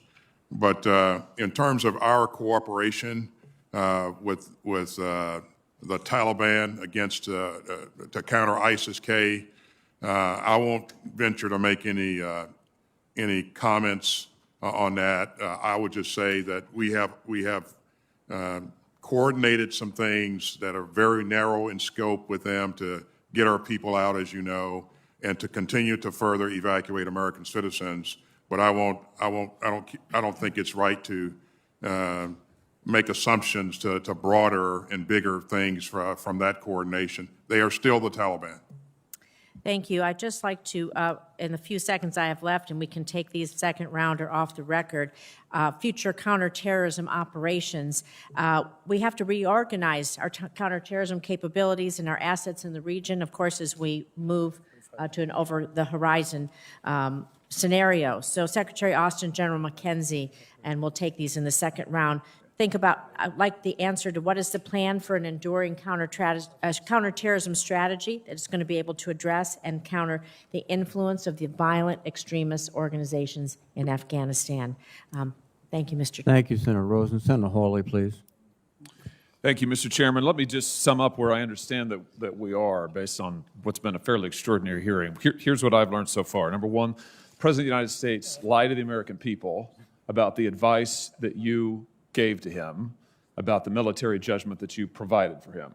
I think you've all testified to that effect now repeatedly. Secondly, the State Department and maybe the White House appeared to have pushed back the evacuation to such a time that it became a catastrophe, apparently against your advice, although I'd like to learn more about that. And third, for some reason that we still don't quite understand, the Pentagon failed to plan for the potential collapse of the security forces or the collapse of the Afghan government, despite there being quite a lot of warning. Senator Kaine referred to this earlier, quite a lot of warning for really, frankly, years that the Afghan security forces were ill-equipped, ill-trained, and frankly not up to the job. I don't understand any of that. I'd like to explore those things with you in this round and the next. But first, before I do, Secretary Austin, I have to take issue with something you just said. I know this is an administration talking point. I've heard it out of the mouth of the press secretary and others. We are not leaving Americans behind. That was your quote of just a minute ago. With all due respect, sir, you have left, past tense, Americans behind. We have no presence any longer in Afghanistan. There are hundreds of Americans, and not just Americans generally, civilians you left behind against the president's explicit commitment not to leave until all American citizens were out and to safety. That is not what happened. And now we have people who are desperately, frantically trying to get out of this country, coming to me, coming to members of this committee, asking for help. They can't get that help. They're stuck behind enemy lines. So please don't tell me that we're not leaving Americans behind. You left them behind. Joe Biden left them behind. And frankly, it was a disgrace. Let me ask you this, though. Senator, thanks for your help in continuing to help get American citizens and Afghans who have helped us out of the country. But as you've seen, we've continued to facilitate. Well, actually, I didn't ask you a question, but since you seem to want to address the issue, so since you do, isn't it true that you left Americans behind on August the 31st? There were Americans that were still in Afghanistan and still are. We continue to work to try to get those Americans out. Yeah, that's a yes. Let's not repeat, please, the frankly falsehood that we didn't leave Americans behind. Let me ask you this. Secretary Austin, you've alluded to several times the fact that the military was ready. You say this in your prepared remarks. By late April, you say military planners had crafted a number of evacuation scenarios. You refer later in your remarks to the fact that you were waiting for the State Department to make a decision about evacuations. NBC News is reporting this morning that the military wanted to begin evacuations earlier, but the State Department and the White House intervened and by May the 8th said, no, we're delaying the evacuations of our civilians. Can you just help us get to the truth here? Was it your judgment and opinion that the evacuations of civilians should have begun before the middle of August? We provided our input to the State Department, and again, it is the call of the State Department to I understand that. I understand that, Mr. Secretary. I'm asking for what your judgment was, and I'm asking specifically about your testimony that in April you develop evacuation scenarios, and this is reported by multiple sources this morning in the news. So I just wonder, as of late April, was it your opinion that the evacuations of civilians should begin earlier than they did? We provided input to try to get out as many Afghans who have helped us along the way as early as possible. But again, the State Department has made its decisions based upon the fact that even President Ghani had engaged them and said, hey, we're very concerned about the mass exodus of civilians from the country. General Milley, let me direct this to you. Did you ever advise in the interagency process that the rapid withdrawal timeline that the White House, the Pentagon signed off on, General Miller proposed, effectively getting us to zero by the middle of July, that would negatively impact any effort to get out our civilians? In other words, if we'd drawn down to zero by July, if we then had a civilian evacuation ordered, we'd be in a lot of trouble. Did you ever advise to that effect during the interagency process? Did you warn about that possibility of drawing down so quickly before a civilian evacuation was underway? Yeah, but it's more complicated than that. The drawdown of the forces under Miller, those guys are advisors. They're not the NEO kind of guys. The NEO troops are Marine Expeditionary Unit, Special Purpose MAGTF, and elements of the 82nd Airborne Division. That's what you need in order to do the NEO. Those are the plans, I believe, that the Secretary is referring to that were developed early on. And there's specific triggers that are required, and the State Department calls the time of the NEO. Secretary, in fact, on the 12th of August, started pushing forward forces and orders, and on the 14th, the Ambassador Wilson, called the NEO. Should that have been called earlier? I think that's an open question that needs further exploration based on a series of meetings. But the April piece and the drawdown of the advisors, that's a separate and distinct task, and the retrograde of those forces. Those 2,500 advisors weren't the guys bringing out the American citizens anyway. Those were the advisors to the Afghan security forces. There were concerns that we raised throughout the interagency that when those advisors, if the advisors were to stay, then there's a possibility that the Afghan security forces would hang in there. We all knew that when we pulled the advisors out, when we pulled the money out, that at some point in the future, most said it was in the fall, that the Afghan security forces were going to fracture and the government would collapse. The speed at which that happens in August is a different animal. The advisors are already gone by mid-July. There is still a government. There is still an Afghan army. And the assumption was that it would remain, and the mission was to keep the embassy open, secure the embassy, transition that off to contractors, and then all the military would be out, and then it would be a diplomatic mission, and there'd be money and over-the-horizon thought. None of that happened because that army and that government collapsed very rapidly. As soon as those indicators came of fracture, Secretary Austin and others throughout the government executed and implemented a NEO plan for which there was contingencies that were built. There was a plan for a rapid collapse, and that was the NEO plan that General McKenzie had come up with, and that's what was executed. That's why those 6,000 troops could deploy as rapidly as they did. That's why all those aircraft showed up. That wasn't done without planning. That was done with planning, and that was done from an operational and tactical standpoint. That was a success. Strategically, the war is lost. The enemy's in Kabul, so that you have a strategic failure while you simultaneously have an operational and tactical success by the soldiers on the ground. So I think we're conflating some things that we need to separate in this after-action review process so that we clearly understand what exactly happened. And I'm sorry for taking all that time, but I thought it was necessary. Thank you, Senator Hawley. Senator Kelly, please. Thank you, Mr. Chairman. Mr. Secretary, let me begin by expressing my gratitude to each of the over 800,000 Americans, many of them Arizonans, who served in Afghanistan over the past 20 years, and to their families. I also commend our service members' support of one of the largest airlifts in our country's history. We will never forget the achievements of the men and women who worked 24/7 in Kabul, managed impossible conditions on the ground, and above all, those who made the ultimate sacrifice, protecting innocent civilians. 124,000 people are safe today because of American troops and diplomats. Still, after decades of conflict, 2,500 American soldiers killed, and billions invested in security cooperation, the American people deserve to know why the Afghan government and security forces collapsed in a matter of days, and how there was a failure to prepare for this scenario and ensure that our people were out of the country before it fell. And I think we've established here that the withdrawal and evacuation did not account for real-world conditions and that the intelligence was flawed. The United States wields incredible power as a global leader, and our accountability must match our influence. For our own national security, and for each of those who served in Afghanistan during our longest war, we must understand what happened, but also look forward to ensure that our posture allows us to provide for our national security and prevent Afghanistan's use as a base for terrorist activity. So I want to transition and look forward and not ask you questions that you've already answered. General McKenzie, America's armed forces have been on the front lines fighting terrorists for the past 20 years. During this time, Al-Qaeda and other terrorist organizations have been degraded. While our military presence in Afghanistan has ended, our commitment to fighting terrorism has not.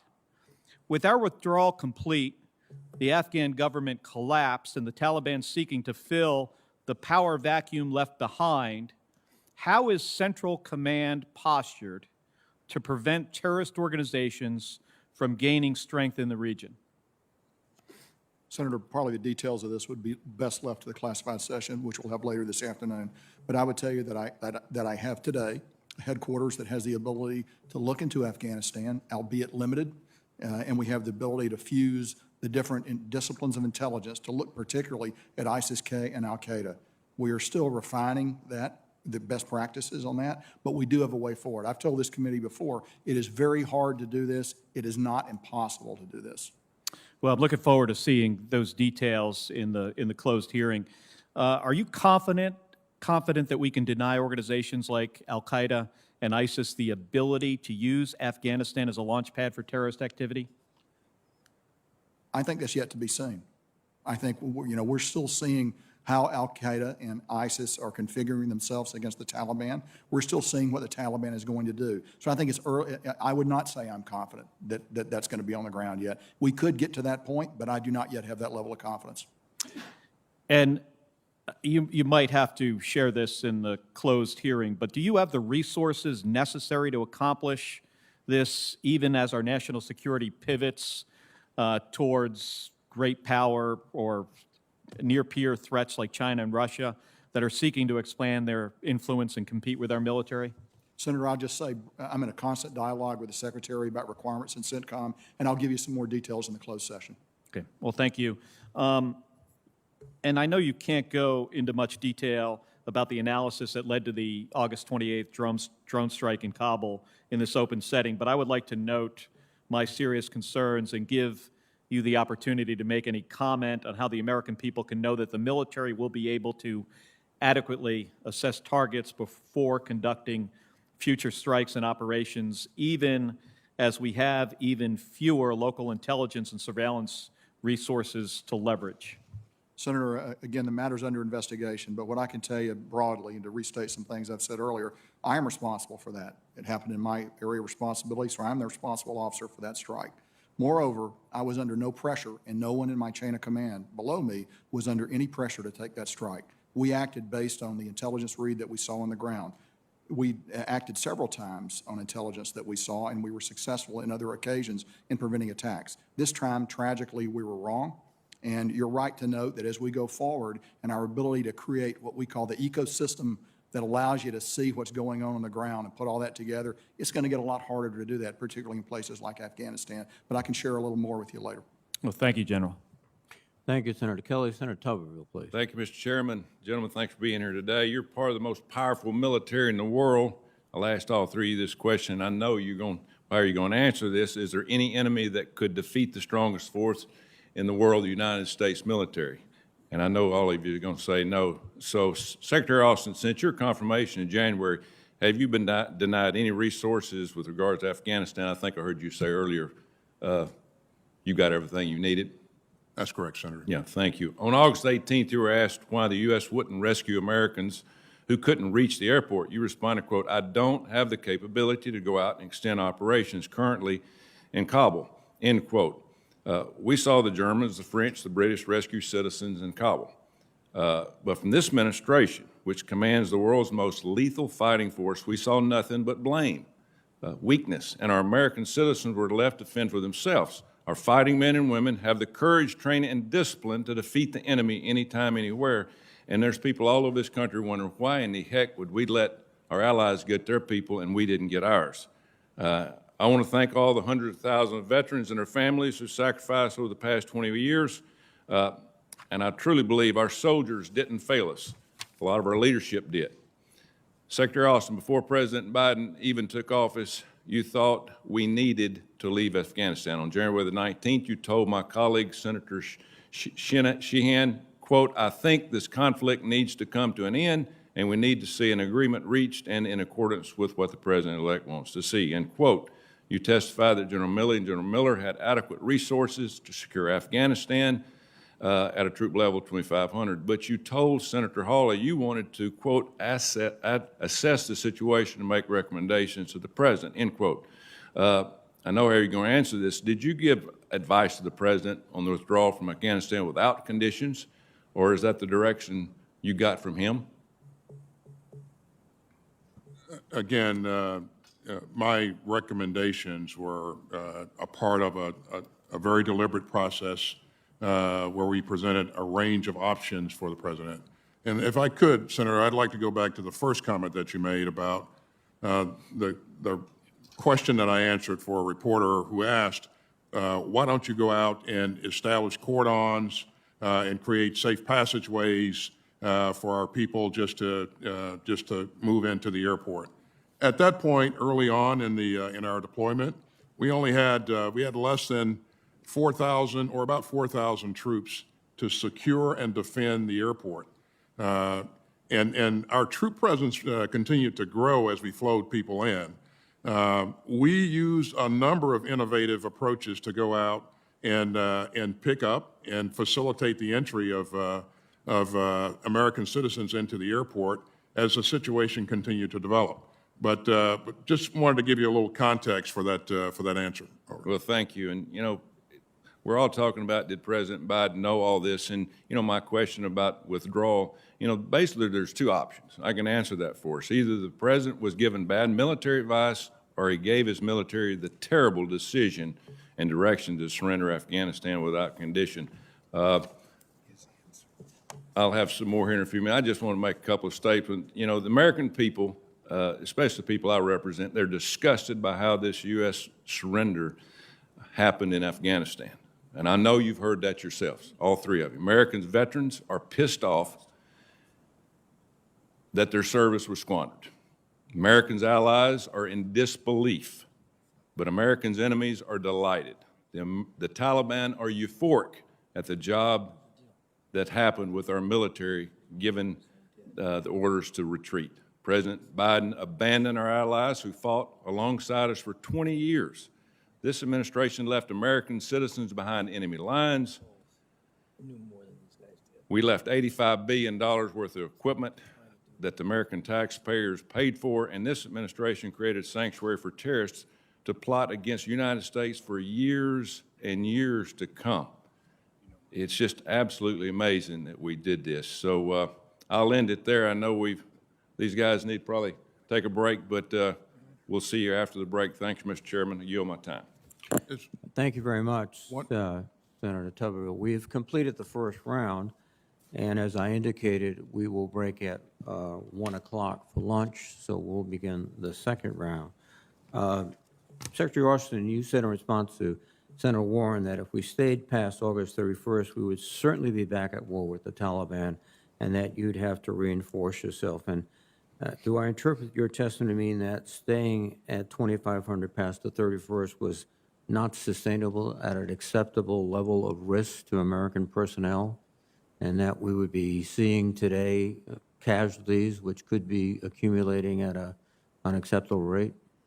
Chairman, I think the point that's been left out of a lot of the conversation is that, you know, had we stayed past that date that was agreed upon early on, that the Taliban would begin to attack us, attack our forces here. And we'd have to make some decisions on how to reinforce our forces so that we could continue to operate. And that would include, quite possibly, increasing the force there.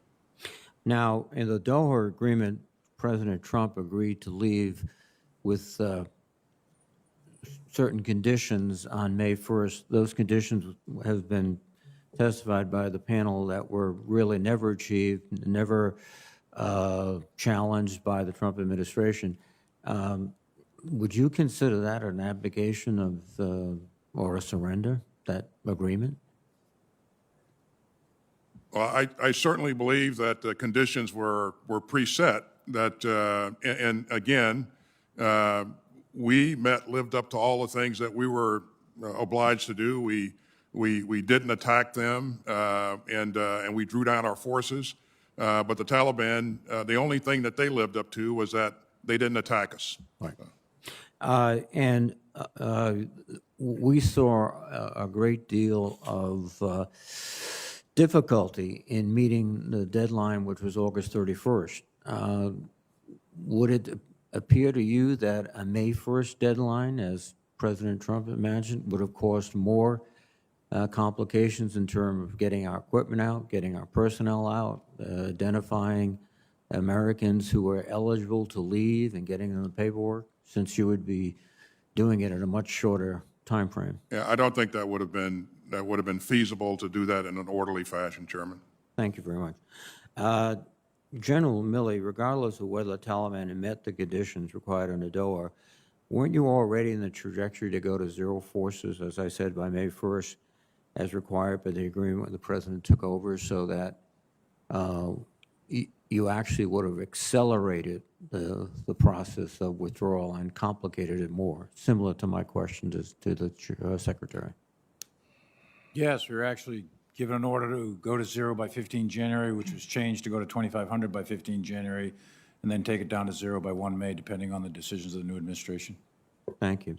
And General Milley, your prepared testimony indicates that the Biden administration, through the National Security Council process, conducted a rigorous interagency review of the situation in Afghanistan in February, March, and April, in which the views of senior military leadership were all given serious consideration by the administration. You also testified that you received an order in November 2020, you've just referred to withdraw all forces from Afghanistan by January 15th, 2021. Was that November order similarly informed by a rigorous interagency review? No. So that was basically, I think... Secretary Esper submitted his recommendations in a written format on the 9th, the day that he was relieved, and 48 hours later, we received a written order to go to zero by 15 January. I think General McKenzie, again, your advice with regard to maintaining 2,500 troops has been reiterated repeatedly.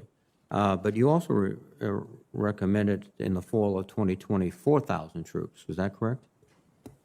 Sir, that is correct. I recommended that in the fall of 2020, when we were having deliberations, I recommended that we hold at that level. And that was rejected by the Trump administration? Sir, it was. And there was no recriminations against you or anyone else for that was the President of the United States making a decision based on his view of the world. Sir, insofar as I know, that's correct, sir. Thank you very much. And again, adhering to the 5-minute rule, I will cede back 8 seconds to Chairman Inhofe. Thank you, Mr. Chairman. One good way to judge any president's decision is whether it's made American people safer. Generals, ask all three of you, you have both noted that the Taliban has not severed its relationship with Al-Qaeda. President Biden stated on July the 8th that Al-Qaeda is gone from Afghanistan. I'd ask you, is Al-Qaeda gone from Afghanistan? Generals? Senator, I think there are remnants of Al-Qaeda still in Afghanistan. Does anyone believe that Al-Qaeda is gone from Afghanistan?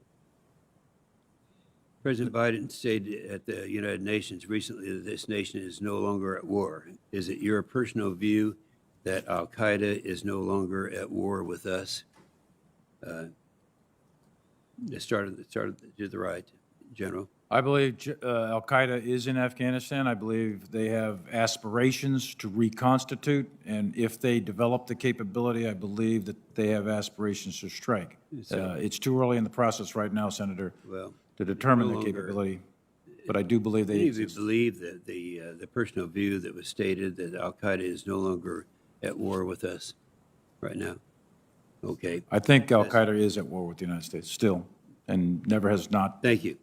Does the withdrawal from Afghanistan increase or decrease the likelihood of an Al-Qaeda or ISIS attack on the U.S. homeland? You asking me, Senator? Sure. My view is that it makes it much more difficult for us to conduct intelligence, surveillance, reconnaissance, find, fix functions, and then we can strike almost from anywhere in the world, but the find, fix function, it's more difficult. We can still do it, it's not impossible, but it'll make it more difficult. General Milley and General McKenzie, we entrusted security to the Taliban, but they failed to prevent the ISIS-K suicide bomber on August 26th. We don't really even know if they wanted to prevent it. Now we're in the same situation, trusting the Taliban to prevent our attacks. The senator from Missouri brought up and talked again about the fact of what is the situation right now. And I think we don't really, after this several hours, have an answer to that. I do want to bring something in the record that I don't think has been put in the record already, and that is the conditions under which the previous president made after making the statement about the Taliban. Not only did the previous president have conditions, and the conditions included having a presence, a military presence, but they also had 4 other things that were stated there was conditions. 1, to prevent Al-Qaeda and the terrorists from threatening the United States from Afghanistan. Secondly, to make statements and commandments to its members against threatening the United States. Thirdly, deny residence and visas and passports to those threatening the United States allies. And fourthly, begin negotiations with the Afghan government. Those are conditions that were made at that time. And this has been stated several times. It's my opinion and the opinion of many who have testified at this hearing that there were no conditions. It was, I believe that is the case. Thank you, Mr. Chairman. Thank you, Senator Inhofe. Senator Shaheen, please. Thank you, Mr. Chairman. Secretary Austin, I'm going to go back to my question earlier about the records that special immigrant visa applicants really need in order to qualify for those visas that, and there's not been a good process through DOD to ensure that they get those records. Is that something that the department is looking at, and would you be willing to work with this committee or others to see if we could set up a process that would ensure that those folks who worked with our men and women actually have the documentation they need to show that? I know that one of the challenges is that many of those records have been destroyed, but I would hope there's some way that we can ensure that those people are able to get the documentation they need to come to this country. Senator, let me first say that I absolutely agree with you that the process is onerous and that we need to do something to make it easier for those people that have helped us to prove that they have in fact worked with us before. One of my departments in defense is working to try to find ways to propose ways to truncate the process or come up with alternative means to demonstrate that they have worked with us in the past. And to answer your question, we would absolutely welcome working with the committee on this. Thank you. I assume we should contact your office to find who the appropriate contact person would be? Well, we'll contact your office and let you know who he is, Senator. Okay. General Milley and General McKenzie, It's long been publicly reported that the Pakistani intelligence services have maintained a close and continuing relationship with the Taliban. Do we expect that relationship to become more complicated now that the Taliban is in power?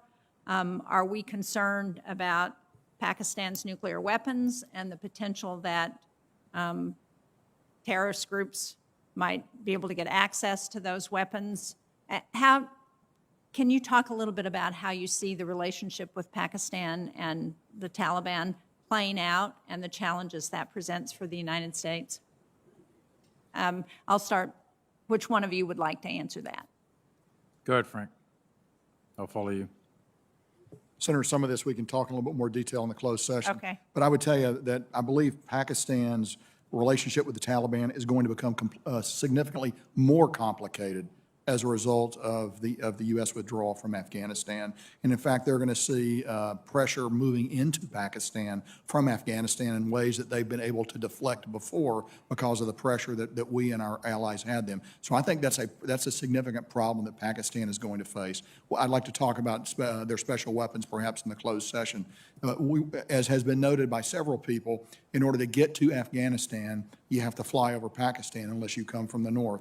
And that's a subject of continuing deliberation with Pakistan. And I can shed a little bit more light on that going forward. But, you know, they've actually, over the last 20 years, we've been able to use what we call the Air Boulevard to go in over western Pakistan. And that's become something that's vital to us, as well as certain landlines of communication. And we'll be working with the Pakistanis in the days and weeks ahead to look at what that relationship is going to look like in the future. But I can, again, talk a little more in the closed session. Thank you. General Milley, did you Yeah, want to and add to that? I've had several conversations over the years and also recently with Pakistanis, and there's no question in my mind that the relationship between Pakistan and the Taliban is going to become increasingly complex. There's a whole series of issues there that have national security interests for the United States that are best handled in a different session. Okay, thank you.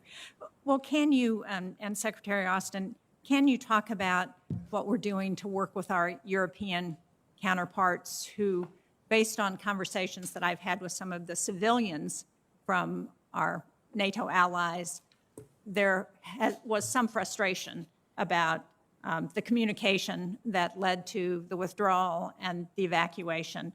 Are we working to rebuild those relationships? Do you see that frustration reflected in the military relationships that you have? I don't, Senator, and you know, I understand that there will be concerns, but as I engage my counterparts, they're all very willing to work with us, and you know, I don't want us to sound Pollyannish on this, but they have been very, very thankful for the fact that we helped them get their people out, and we helped them get thousands of evacuees out that had worked for them because of what we did. So I think as I look at the major players, that there is still a strong sense of a strong willingness to work with us, and relationships are things that we just have to continue to work at. Thank you very much. Thank you, Mr. Chairman. Thank you, Senator Shaheen. Before I recognize Senator Wicker, at the conclusion of Senator Wicker's questioning, we will adjourn, as I said, at the 1 o'clock adjournment, a little early, a couple of minutes, and then we'll promptly return at 1:30. Senator Wicker, please. Thank you, Mr. Chairman. General McKenzie, let me ask you, as I understand it, one of our primary missions in Afghanistan was training the Afghan armed forces.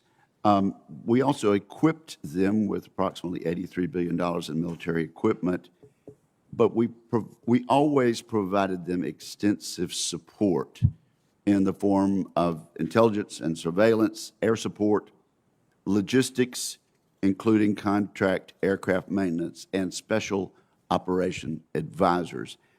General McKenzie, were the Afghan armed forces ever trained to fight the Taliban without U.S. support of any kind?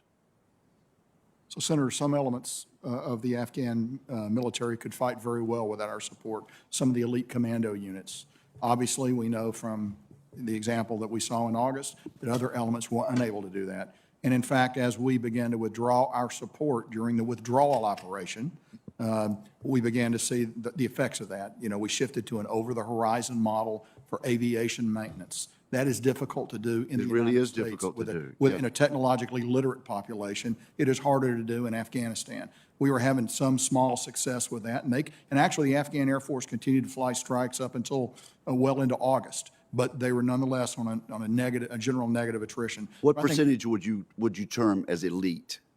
Oh, I'd say less than 5%. Okay, and so really, for 95%, it's really, it was unrealistic for us to expect them to be able to fight alone at that point in July and August of this year. The combination of the obvious withdrawal of the U.S., which had a profound psychological effect, because I think in the mind of the soldier, you know, that the Taliban and the Afghan military, they have the same DNA. So it comes down to the fighting heart of the man on the ground.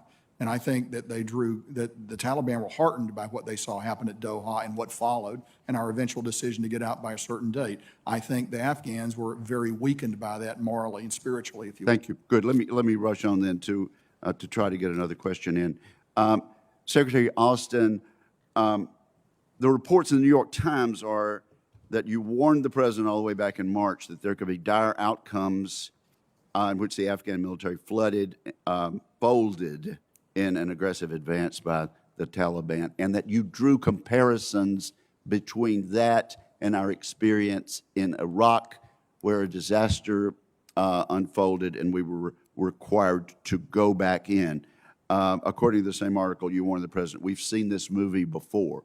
I know you don't want to tell us what advice you give to the president. What was that your feeling, and did you make known the comparison with Iraq, and did you feel we had seen this movie before? Thanks, Senator. Again, you're right. I won't. I'll keep my conversations, my recommendations to the president confidential. But I would say that as we worked our way through the process here, we laid out, you know, all potential consequences that could result from any course of action that we took, and we were clear-eyed about that. And so, you know, there were inputs coming with regard to Iraq. That's my question, Mr. Secretary. Well, certainly, then we get back to the specific conversation that I would have had. But it's clear that I have a history with Iraq. It's clear that I've learned. You know, there are lessons to be learned from Iraq, and I would certainly. Was it your feeling that we had seen this movie before?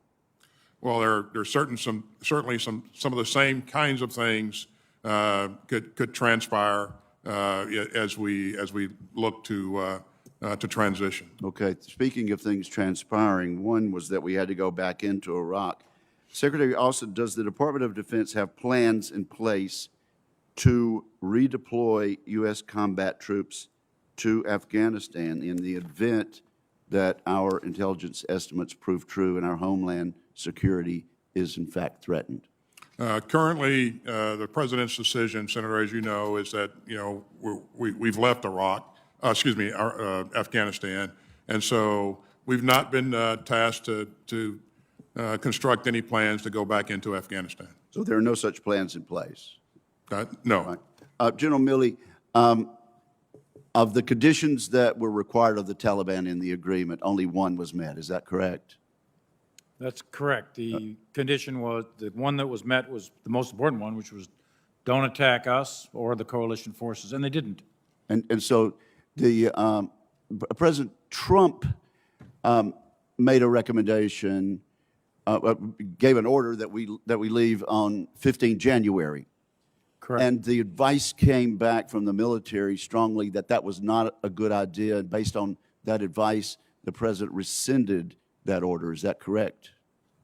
Correct. And none of those conditions that President Trump based his decision on had been met in 2021 when President Biden made the same, in fact, the same decision. Is that correct? Those conditions were never met. That's correct. All right. Thank you very much. Thank you, Mr. Chairman. Thank you, Senator Wicker. At this point, the committee will stand in recess until 1:30. Thank you very much.